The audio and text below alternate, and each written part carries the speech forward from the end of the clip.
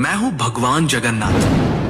मैं वही हूं जो युगों युगों से पूरी नगरी में रथ पर सवार होकर चलता आ रहा हूं। पर आज मैं तुम्हें अपने रहस्य का वो सत्य बताने आया हूं जिसे केवल भाग्यशाली ही जान पाते हैं। लोग मुझे जगन्नाथ कहते हैं, पर क्या तुम जानते हो मैं कौन हूं? मैं वही हूं जो द्वारका में श्री कृष्ण था, वही जिसने अर्जुन को गीता सुनाई, वही जिसने राधा के प्रेम को साक्षात ईश्वरत्व में बदल दिया, वही जिसने अधर्म के सामने धर्म को विजयी बनाया। जब द्वारका का अंत हुआ, मेरा पार्थिव शरीर समुद्र में प्रवाहित कर दिया गया, पर मेरा हृदय, मेरा चेतन तत्व नष्ट नहीं हुआ।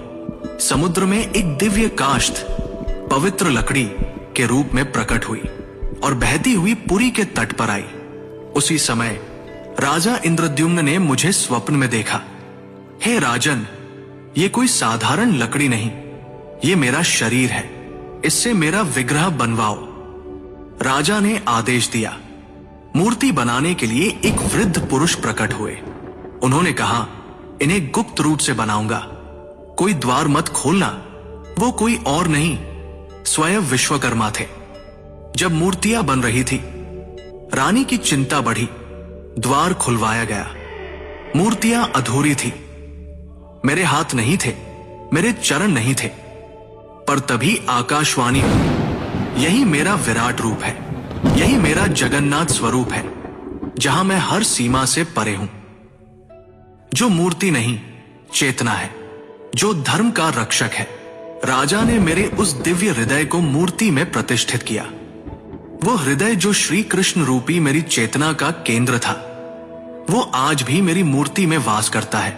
हर 12 से 19 वर्षों में जब मेरी मूर्तियां बदली जाती है, उस हृदय को गुप्त रूप से नव विग्रह में स्थापित किया जाता है। कोई उसे देख नहीं सकता, कोई उसका वर्णन नहीं कर सकता, क्योंकि वो हृदय भौतिक नहीं, दिव्य है। मैं वही हूं जो कृष्ण है, विष्णु है, और फिर भी सबसे परे है। मेरी आंखें गोल हैं, क्योंकि मैं हर दिशा में देखता हूं। जब मैं अपने भाई बलभद्र और बहन सुभद्रा के साथ रथ पर सवार होता हूं, तो वो यात्रा कोई उत्सव नहीं, वो क्षण है जब मैं मंदिर से निकलकर भक्तों के हृदय तक पहुंचता हूं। जब तुम मुझे सच्चे हृदय से पुकारोगे, ओम नमो भगवते जगन्नाथाय, तो तुम पाओगे कि मैं तुमसे कभी दूर था ही नहीं। मैं वही था तुम्हारे भीतर, तुम्हारी चेतना में।